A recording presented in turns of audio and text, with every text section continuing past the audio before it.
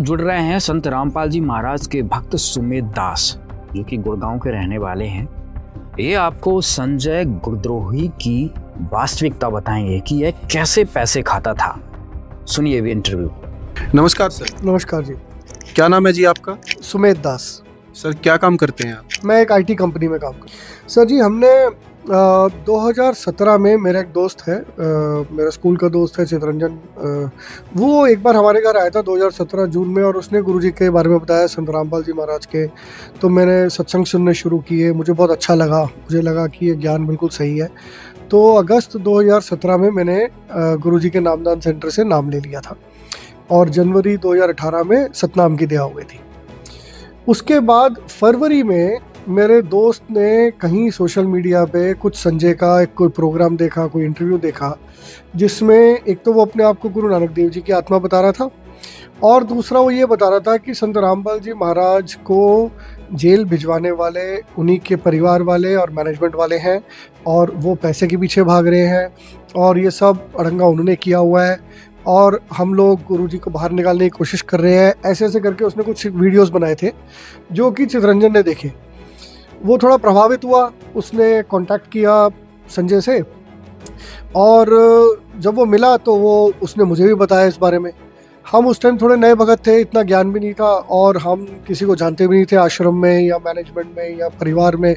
तो हमको लगा कि भाई जब पुराने भगत इसकी मान रहे तो हो सकता है ये सही हो, तो हम भी उनके साथ जुड़ गए और वहाँ बैठते थे। उस टाइम पर इसका कोई गुरुपद नहीं था, ये एक शिष्य की तरह ही आता था संत रामपाल जी महाराज के, और इसकी बातों से सभी प्रभावित हुए। पुराने भी कुछ 500-1000 भगत जुड़े हुए थे, उनको लगा कि ये सही बोल रहा है, और ये गुरुजी को लिए जमानत के लिए भी कुछ पैसे इकट्ठे कर रहा था, केस लड़ने के लिए भी कर रहा था, कुछ इसने काफ़ी जगहों पर काफ़ी कुछ लोगों को किसी तरह से भ्रमित करा हुआ था।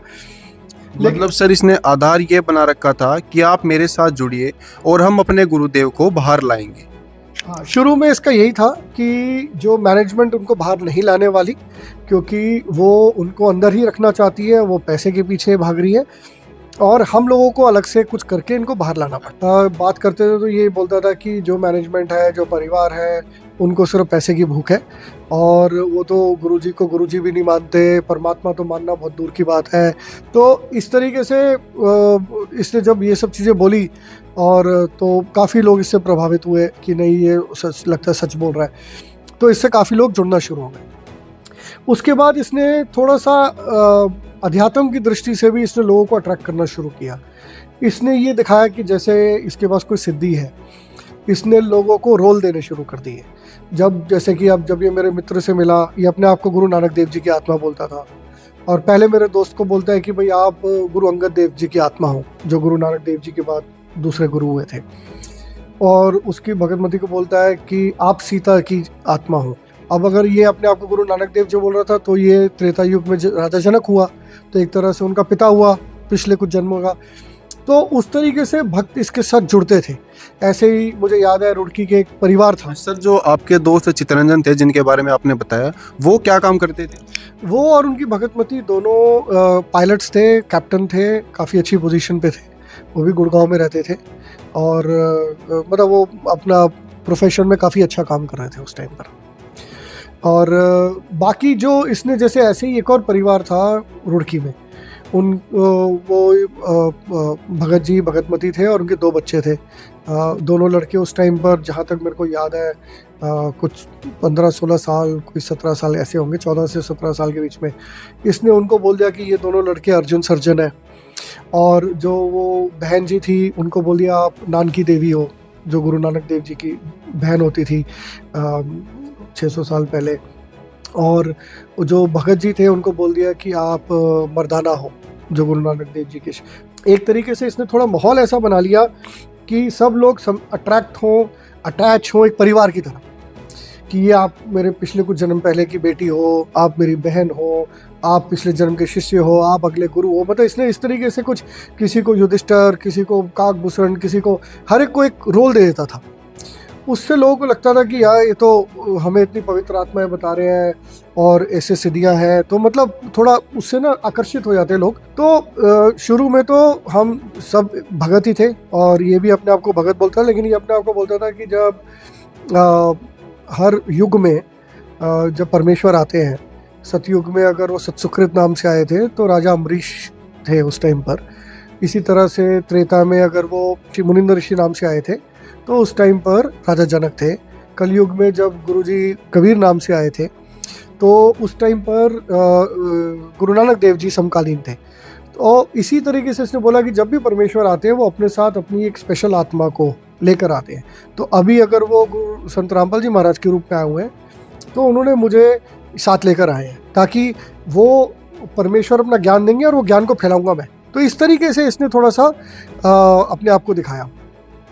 वहाँ से जब हम सब इसके साथ जुड़े तो पहले तो हर संडे के संडे कहीं पर ये समागम बोलते थे, लेकिन अब समझ में आया कि वो समागम तो नहीं होता था, एक तरह से वो भंडारा होता था जिसमें वो गुरु जी की वाणी चला के और गुरु गरीबदास जी महाराज की वाणी चला के, गुरु जी की वाणी चला के एक सुबह हम सब भंडारा तैयार करके और उसको भोग सा लगा देते थे।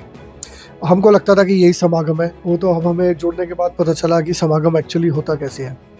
फिर संडे के संडे वो करते थे, उसमें भी कुछ 500 से 1000 के करीब भगत उस टाइम इसके साथ जुड़े हुए थे।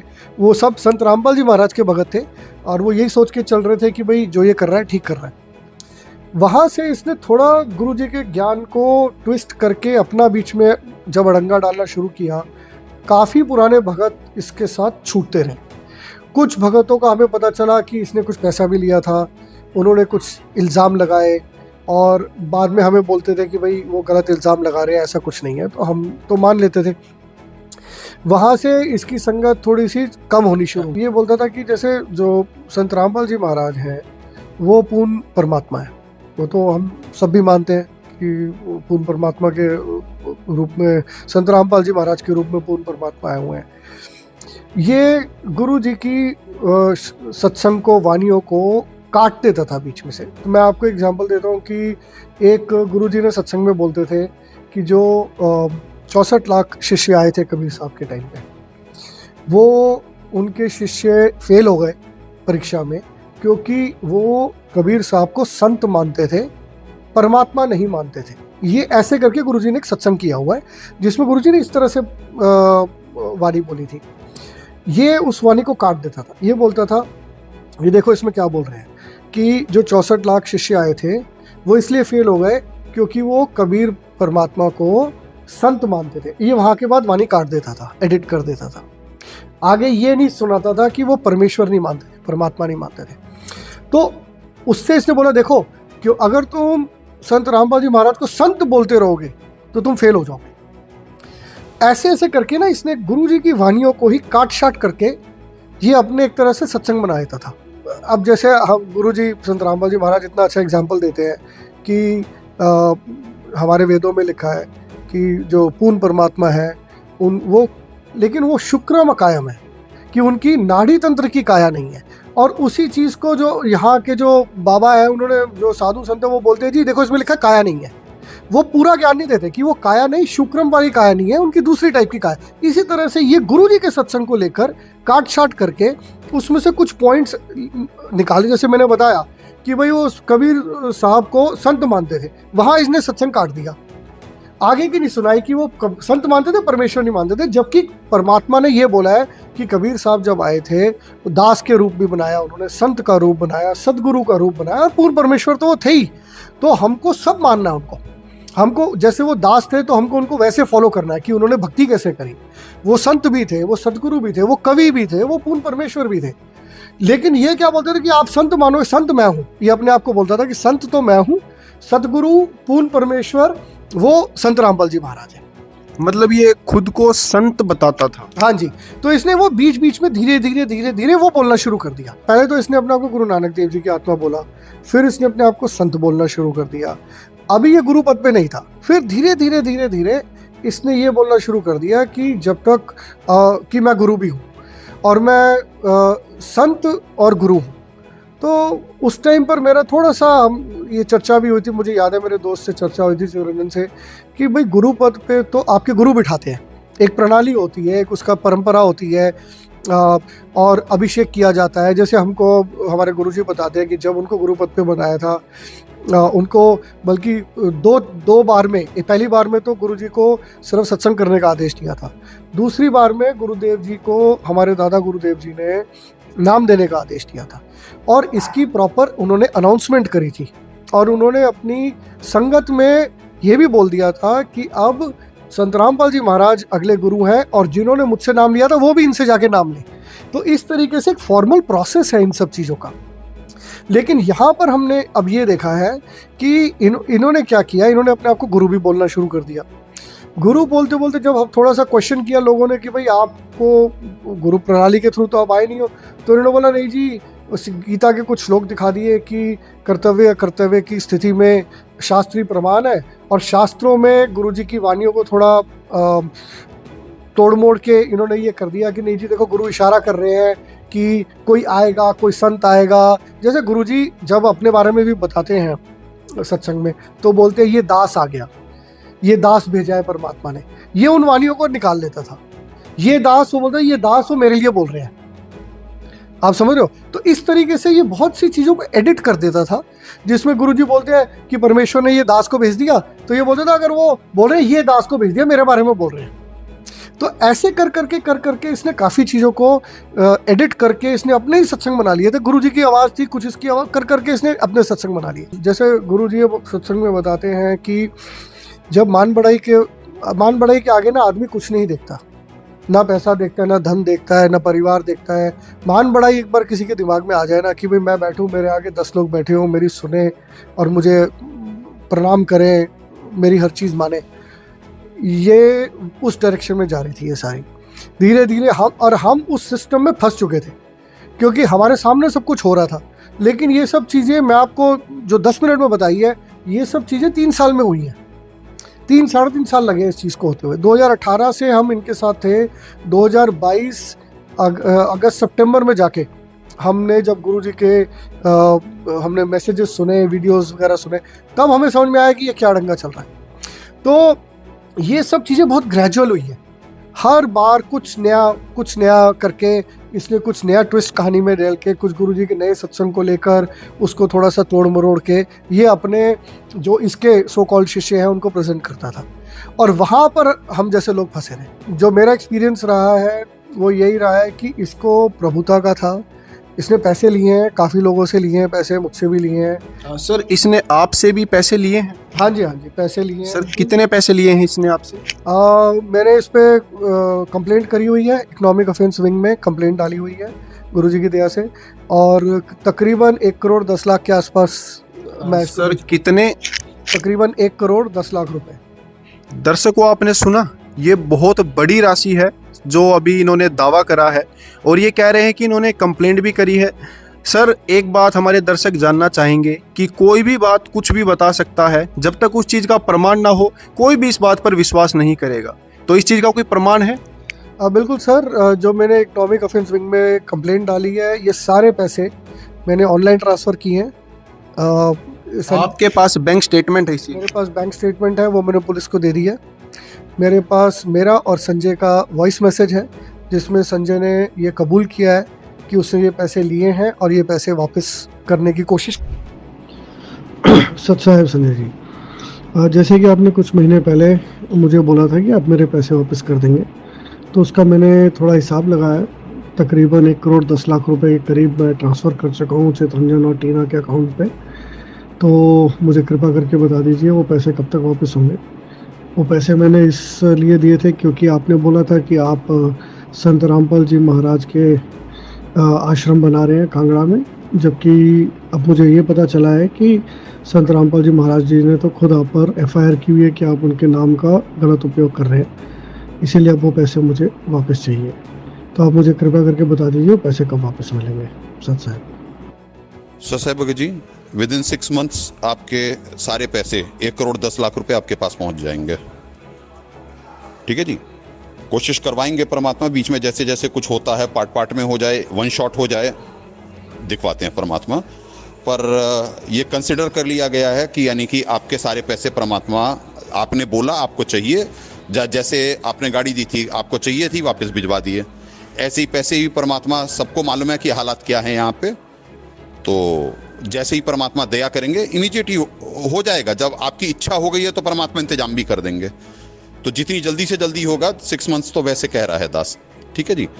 पर परमात्मा दया करें उससे पहले ही हो जाए तो इमीडिएट ही आपके पास पहुंच जाएंगे जी सारे पैसे, सारे के सारे। सच साहिब जी। सर आपके पास उस रिपोर्ट की कॉपी होगी कोई? मेरे पास कंप्लेंट की भी कॉपी है, और मुझे पुलिस से ये भी पता चला है कि इसके पास नोटिस चले गया था पुलिस से, वहाँ से इसने उनको रिवर्ट भी किया है, और इसने नोटिस में ये माना है कि इसने पैसे लिए हैं और ये कोशिश कर रहा है वापस देने की। अभी इसके पास पैसे नहीं है, इसने ये पुलिस के साथ माना है कि जब पैसे आएंगे दे देगा। सर इसने क्या कहे कि आपसे ये पैसे लिए? सबसे पहले मैं वो जस्ट क्लियर कर दूं कि अगर कोई भी इस कंप्लेंट, वो मुझसे भी कंप्लेंट की कॉपी ले सकता है, और जो पुलिस के पास इसका बयान आया है वो आरटीआई करके आप पुलिस से ले सकते हैं। इकोनॉमिक ऑफेंस विंग गुड़गांव में आप आरटीआई लगा के वो ले सकते हैं कि जो भी इसका जवाब आया। अच्छा, पैसे कैसे लिए? ये पैसे ऐसा नहीं है कि एक शॉट में लिए, मतलब 3.5 साल में। अब मैं जैसे शुरू में इसने बोला कि संत रामपाल जी महाराज के आश्रम में हमेशा 40 जोत जलती थी। ये बात है तकरीबन जून 2018 की। तो हम भी 40 जोत जलाएंगे। तो इन्होंने रुड़की में एक जगह किराए पर ले ली थी, उसको एक सॉर्ट ऑफ मिनी आश्रम सा बनाया, और वहाँ पर इन्होंने 40 बड़ी बड़ी जोत बनवाई और उनमें देसी घी वगैरह करके जाए। तो तब पैसे की ज़रूरत थी, तब इन्होंने शुरू करा कि भाई जो भी कंट्रीब्यूट कर सकता है करे। तो हमने भी उस टाइम कर दिया क्योंकि हम जुड़े हुए थे। फिर धीरे धीरे वहाँ पर जब रुड़की में वहाँ पर हम जाते थे, सैटरडे संडे चले जाते, वहाँ पर ऐसे ही भंडारा होता था और ये जोत वगैरह चलती थी। धीरे धीरे वहाँ रुड़की में जो परिवार के साथ ये जुड़ा हुआ था, जो मैंने वहाँ उस परिवार को इसने जो 2 बच्चे थे उनको अर्जुन सर्जन बता दिया था, जो उस परिवार में बहन जी थी उनको नानकी बता दिया था, जो भगत जी थे उनको मर्दाना बता दिया था। थोड़े टाइम पे उनके साथ इनका कुछ मनमुटाव हो गया रुड़की में। वहाँ पर ये इन्होंने बोला कि संजय ने ये बोलना शुरू कर दिया कि भाई हमारे आश्रम में कोई दवाई नहीं खाएगा, गुरुजी अगर आप परमात्मा के साथ जुड़े हो, परमात्मा आपको ठीक करेंगे, दवाई खाने की कोई ज़रूरत नहीं है। अगर कोई बीमार हो जाता है तो ये उसको स्पष्ट मना करता था कि आप कोई भी दवाई नहीं लोगे। कोई बीमार हो जाए उसको स्पष्ट मना करते थे, कोई दवाई नहीं खाओगे। और उन्हीं में से जो अर्जुन सर्जन जो मैं बता रहा था 2 लड़के थे, उनमें से एक लड़के को काफ़ी गहरी चोट लग गई थी, पैर टांग में घाव बन गया था। डॉक्टर्स ने बोला कि इसको पूरा इलाज चाहिए, इस पर सेप्टिक होने का डर है, टांग कट भी सकती है, इंजेक्शन भी लगेंगे। और वो लड़का इतना ज़्यादा इससे प्रभावित था कि उसने मना कर दिया, मैं कोई इलाज नहीं कराऊंगा। और उसके संजय ने भी मना कर दिया, इसका कोई इलाज नहीं होगा, इसको गुरु परमात्मा ठीक करेंगे। उसके पिताजी को बहुत झटका लगा, उसके पिताजी ने बहुत वहाँ लड़ाई करी, संजय के साथ झगड़ा करा, डॉक्टर को लेकर आए और किसी तरह ज़बरदस्ती उन्होंने अपने बेटे का इलाज करवाया। उसके बाद इनमें काफ़ी मनमुटाव हो गया। और जिस परिवार के थ्रू ये रुड़की में वो जगह इसको किराए पर मिली थी, और वो उन्होंने इसको बोल दिया भाई वहाँ से आप अपना बोरिया बिस्तरा समेट लो। उसी टाइम पर एक कांगड़ा हिमाचल का कोई भगत आके इसको, उसका कोई कांगड़ा में 1 एकड़ में खेत था, उसने इसको ऑफ़र किया कि आप वहाँ आके अपना परमानेंट आश्रम बना लो। तो ये वहाँ पर इसने आश्रम बनाना शुरू कर दिया। तो रुड़की से जो भी किराए का था वो समेट के तब ये फिर 2021 के आसपास की बात या उससे थोड़ा पहले की ये कांगड़ा शिफ्ट हो गए थे। वहाँ पर इन्होंने अपना आश्रम, वहाँ पर भी जो आत्माएं थी जो जुड़े हुए थे उनको भी इन्होंने अलग अलग रोल देना शुरू कर दिया। किसी को कुछ बना दिया, किसी को कुछ बना दिया, ताकि वो जुड़े रहे और वो थोड़ा अट्रैक्टेड रहे कि भाई ये है, इनमें सिद्धि है या इनमें कुछ ज्ञान है। तो वहाँ पर इन्होंने फिर अपना अलग से एक आश्रम बना के वहाँ पर पूरा सिस्टम चालू कर दिया था। तो वहाँ पर इन्होंने जाकर धीरे धीरे गुरुपद की तरफ बढ़े। वहाँ पर इन्होंने फिर धीरे धीरे भक्तों को बोलना शुरू कर दिया कि बस अब तो यहीं से चलेगा। ये जो मार्ग है 13वां पंथ, जिसको गुरुजी संत रामपाल जी महाराज ने 13वां पंथ चालू किया था, इन्होंने बोला नहीं नहीं वो तो 12वां ही है, 13वां पंथ तो मैं शुरू कर रहा हूँ। और इन्होंने वहाँ जाके 13वां पंथ बोल के वहाँ पर सतसुकृत नाम से 13वां पंथ शुरू कर दिया। थोड़े और अड़ंगे भी किए इन्होंने ये भी प्रूव करने की कोशिश की कि कबीर साहब पूर्ण परमात्मा नहीं है। इन्होंने ये बोला कि पूर्ण परमात्मा सतसुकृत नाम से है और वो अनामी लोक में रहते हैं।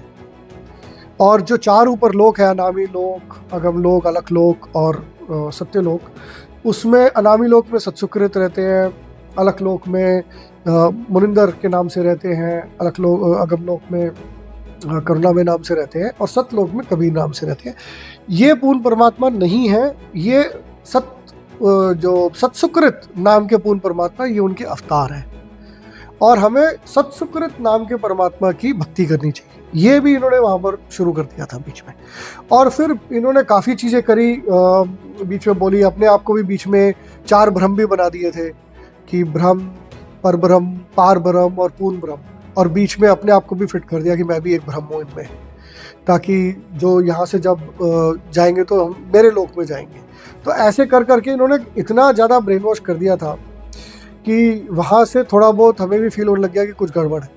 और तब जब गुरु जी का संदेशा आया, आदेश आया, जब ये पता चला कि ये गुरुद्रोही है, फिर हमने यहाँ पर आके आश्रम से जुड़े। सबसे पहले हम मुंडका आश्रम गए, वहाँ भक्तों से मिले, उनसे समझा कि ये चल क्या रहा है। और हमें तो मुंडका आश्रम जाके बहुत अच्छा लगा। हमें तब, जब पहली बार हम मुंडका आश्रम गए थे, हमें तब लगा जाके कि अब हम सही जगह पर आए हैं। हमने गुरु जी से माफ़ी मांगी। सर, हमें हमारे दर्शकों को उस बारे में थोड़ा विस्तार से बताइए कि कैसे इस पाखंडी की पोल खुली और आपका संपर्क कैसे संत रामपाल जी के शिष्यों से हुआ और इसका पता चला कि ये तो फर्जी है, पाखंडी है।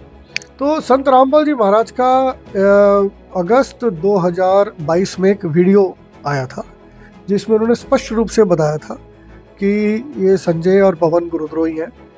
और सर, ये हमारे दर्शकों को बताइए कि वीडियो किस प्रकार से, वो हम समझे नहीं, किस तरीके से वीडियो। ये बड़ा इम्पोर्टेंट है, क्योंकि उस टाइम पर जहाँ तक मुझे याद है, हिसार जेल, जहाँ पर गुरुजी जेल में है, भारत का पहला जेल था जहाँ वीडियो कॉन्फ्रेंसिंग शुरू हो गई थी वहाँ के प्रिजनर्स के लिए। ये सरकार की तरफ से अलाउड था, कोर्ट की तरफ से था सर? बिल्कुल, ये बिल्कुल कोर्ट की तरफ, क्योंकि इसके लिए जब हम वापस जुड़ रहे थे तो मैंने इसके लिए काफ़ी सर्च की थी, तो मुझे ये पता चला था कि गुरुजी की दया से हिसार जेल पहला जेल था पूरे इंडिया में जहाँ पर वीडियो कॉन्फ्रेंसिंग की सुविधा दी गई थी प्रिजनर्स को, तो अपने मतलब परिवार से बात करने के लिए। वीडियो कॉन्फ्रेंस के माध्यम से ये वीडियो पहुंची।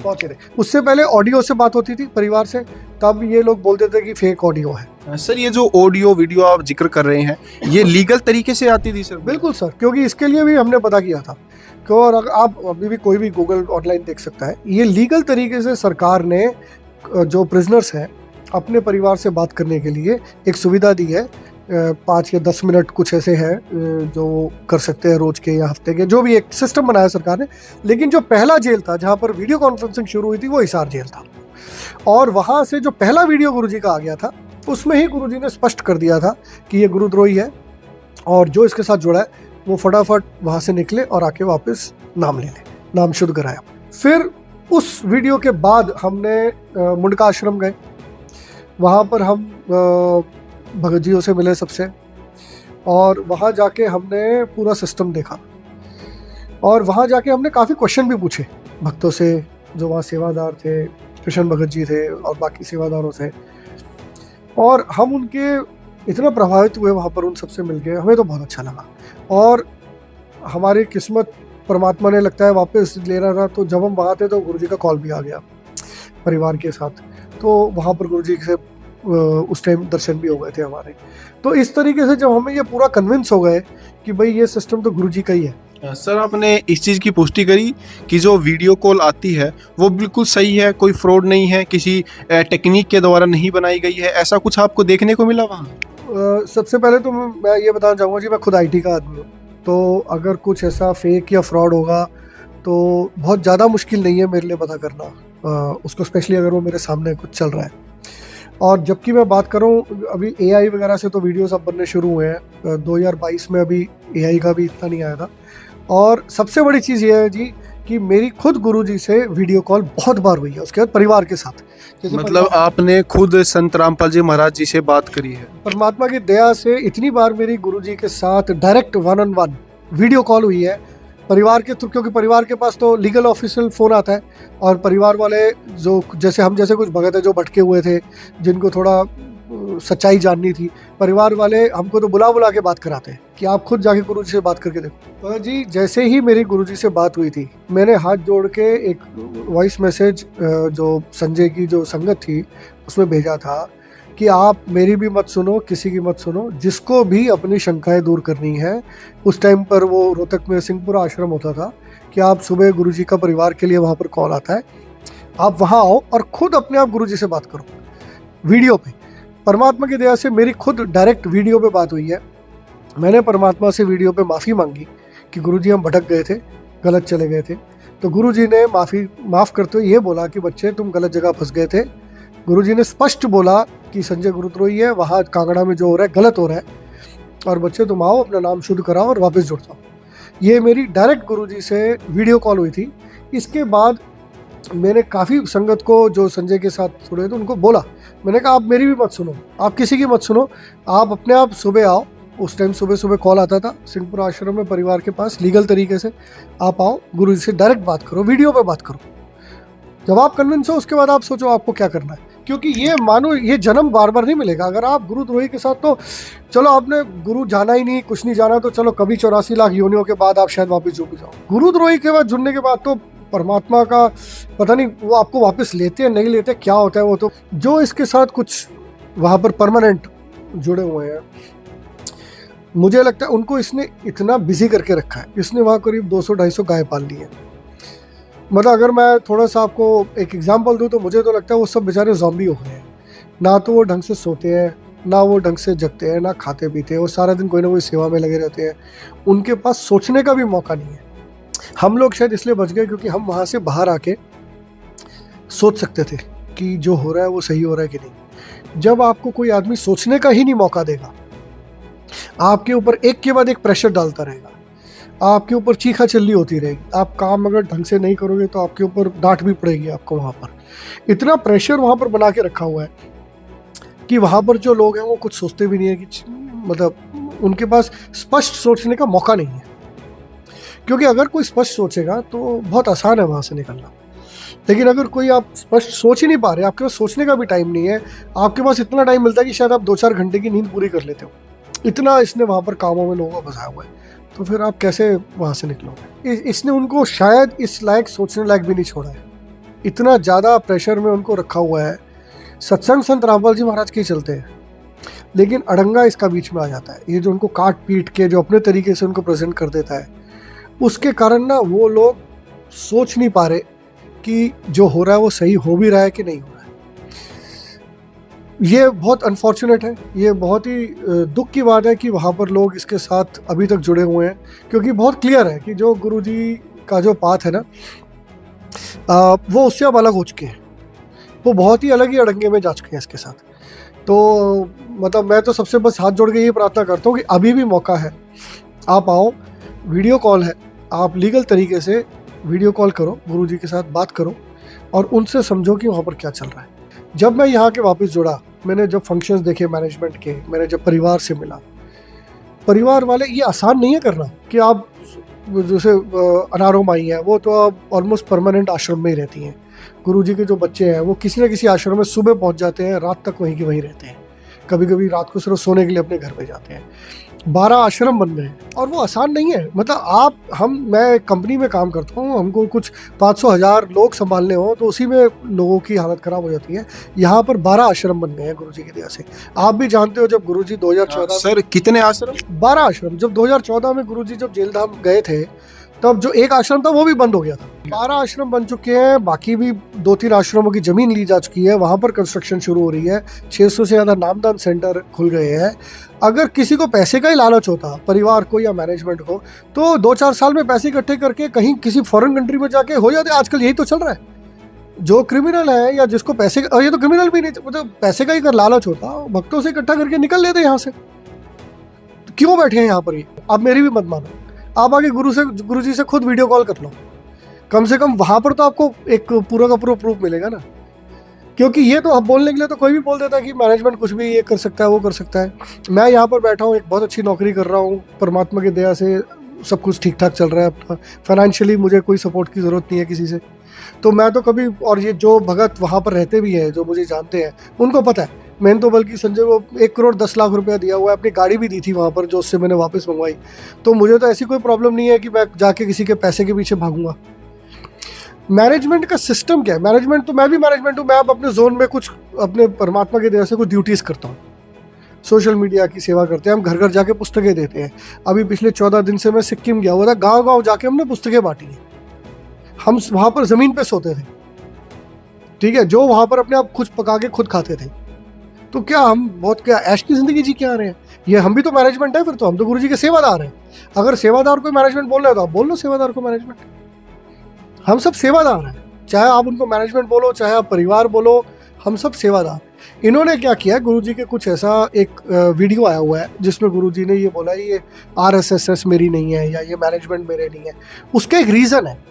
गुरुजी की दया से मैं एडवोकेट्स के साथ मिला हूँ। गिरीश भगत जी हैं, एडवोकेट गिरीश है, एडवोकेट सुमन बहन जी हैं। मैंने इनके साथ बैठ के बहुत देर तक चर्चाएं की कि गुरुजी ने ये क्यों बोला, ऐसे क्यों बोला, वैसे, क्योंकि जो अड़ंगे इसने हमारे दिमाग में डाले थे मुझे वो क्लियर करने थे। ये गुरुजी से रेगुलर मिलने जाते हैं। इनकी जहाँ तक मुझे याद है हर हफ्ते इनकी मुलाकात होती है गुरुजी से। मतलब कि जो महीने में एक तो होती है। जो एडवोकेट की कोर्ट के थ्रू जो लीगल मीटिंग होती है अपनी क्लाइंट के साथ, वही प्रोसीजर से ये उनसे मीटिंग करते हैं संत रामपाल जी से। आप RTI डाल के पता कर लो गुरुजी ने वकालतनामा किस किस वकील के नाम का किया हुआ है। ये दोनों को तो मैं अच्छी तरह जानता हूँ, एडवोकेट गिरीश, एडवोकेट सुमन, इनके नाम का वकालतनामा है। ये गुरुजी से रेगुलर जाके जेल में मिलते हैं। आप इसका RTI जेल में भी जाके डाल सकते हो। आप इनके साथ बैठ के बात करो। ये तो गुरुजी से रेगुलर मिलते हैं ना, कि जो गुरुजी ने बोला वो क्यों बोला, उसका एक रीज़न है बोलने का। और वो जो बोला बिल्कुल सही बोला, उसमें कोई गलती नहीं थी। अगर आप RSS के बारे में उसके जो जैसे वो जब वो बनी थी RSS, उसके जो गाइडलाइंस और रूल्स बने थे उसमें कहीं भी ये नहीं लिखा कि वो संत रामपाल जी के अंडर चलेगी। वो एक ऑटोनोमस बॉडी है। आप ये सब चीज़ें बिना जाने आपने गुरुजी का कुछ अड़ंगा उनका गुरुजी का कुछ एक बयान को आपने बहुत ही अड़ंगे तरीके से उसको पेश करके भक्तों को भड़काया। इसी तरीके से इन्होंने कुछ चीज़ें गुरुजी की उठा के उनको बहुत ही अलग तरीके से ट्विस्ट देकर आगे भक्तों में कर दिया। गुरुजी के जो आदेश आते हैं कभी कभी जेल धाम से, ये बोलते जी गुरुजी के आदेश जो हैं ये गुरुजी के ज्ञान अनुसार नहीं है।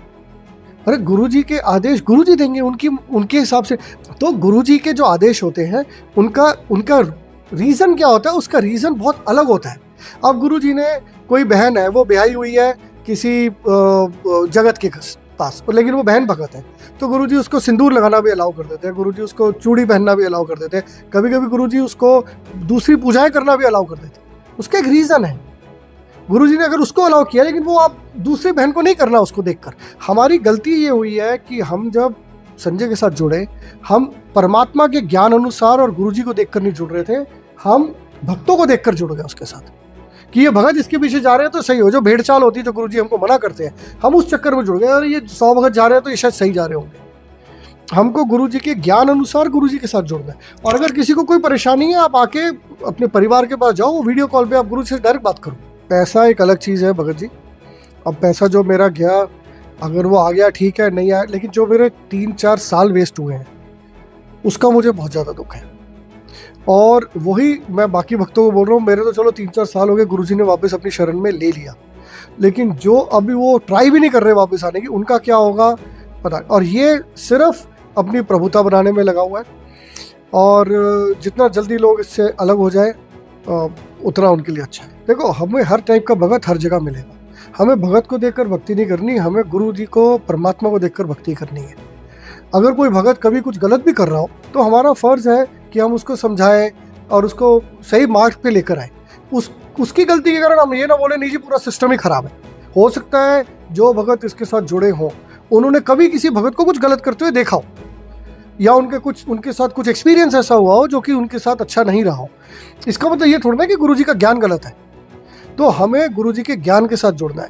जैसे मैंने पहले कहा, अगर मैनेजमेंट या परिवार पैसे का ही भूखा होता तो जितनी श्रद्धा से, जितनी निष्ठा से वो सब अब सेवा कर रहे हैं, आप जाके आश्रमों में देखो, वो कर ही नहीं सकते थे। इतनी अच्छी एक्टिंग कोई नहीं कर सकता जितनी श्रद्धा से, निष्ठा से। जब समागम होते हैं, गुरुजी के वीडियो चल रहा होता है, सबकी आंखों में आंसू होते हैं।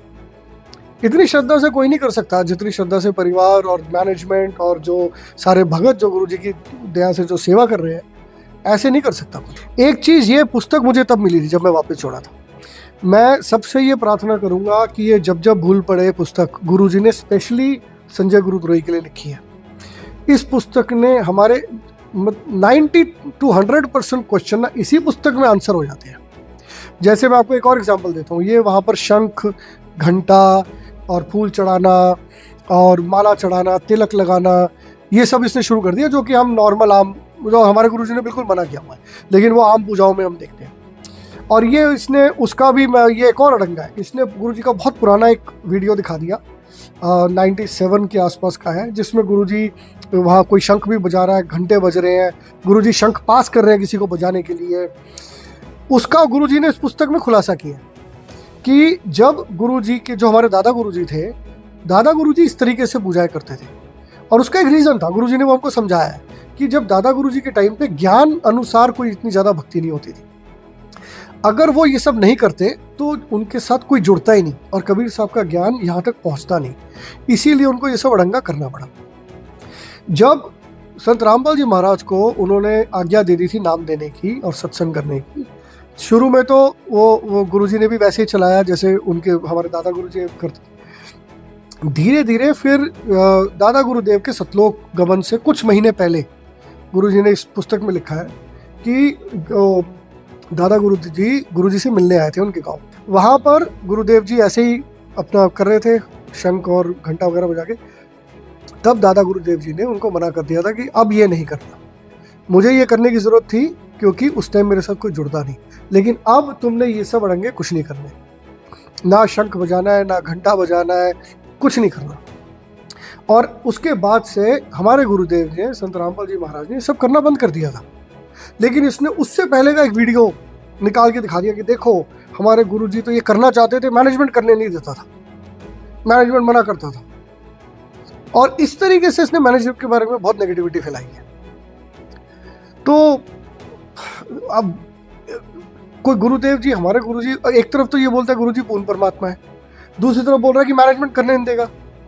पूर्ण परमात्मा गुरुदेव जी कोई बालक है कि मैनेजमेंट को करने नहीं देगा? बल्कि मैं तो सबसे बोलूंगा, ये पुस्तक अगर पढ़ लेंगे ना, इसमें और ऐसे, जैसे ये मैंने जो एग्जाम्पल दिया है, ऐसे और 20 एग्जाम्पल है जहाँ पर इसने कुछ ऐसी परंपरा चला दी है गुरु जी के ज्ञान को ऐसा मैनिपुलेट करके कि वो फिर गुरु जी ने इसमें समझाया है कि बच्चों वो इसलिए बोला था, उसका इसने गलत मतलब निकाल दिया।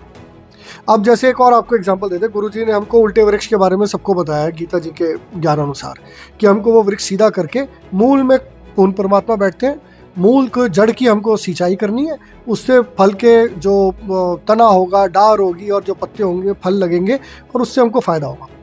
इसने उसका ढंगा कर दिया कि जी मूल जो है जड़ है, जड़ को तो पानी भी चाहिए, जड़ को न्यूट्रिएंट्स चाहिए, जड़ को मिट्टी चाहिए, और तो वो जड़ पूर्ण परमात्मा नहीं है क्योंकि उसको तो ये सब चाहिए।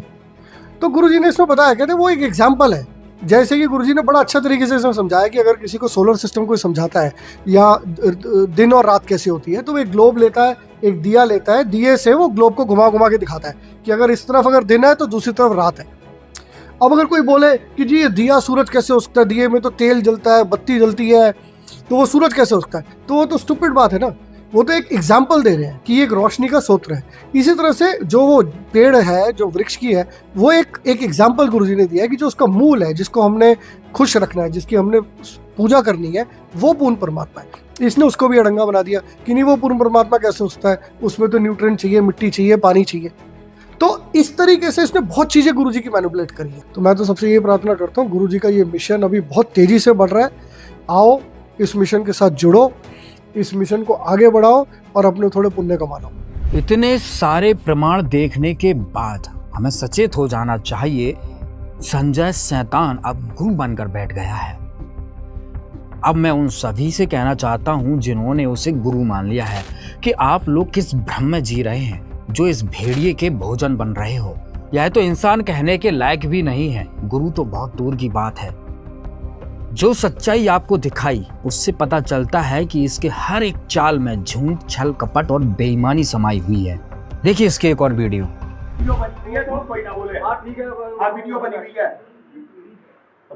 भाई साहब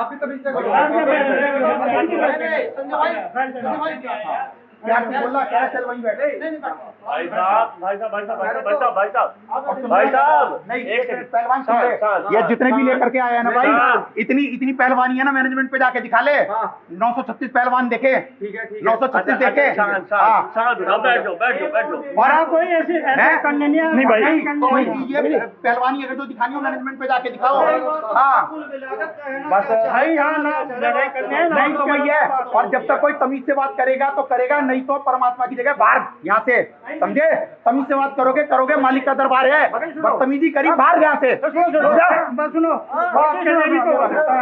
नहीं बिल्कुल, हाँ तो तमीज से बात कर रहा है, बैठना कौन कह रहा है बदतमीजी से कर रहा है?